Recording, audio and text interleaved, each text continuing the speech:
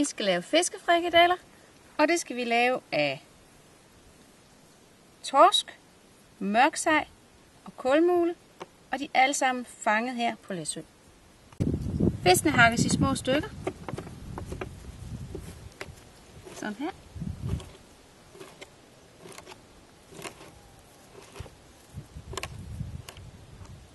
På begge leder.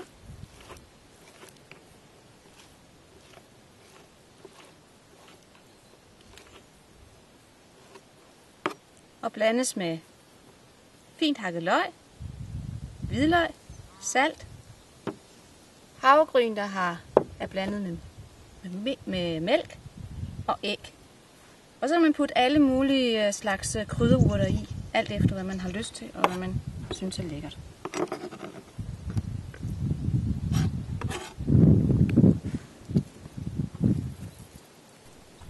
Så er farsen rørt sammen, og den er stået og hvile. Så nu kan vi begynde at lave frikadeller.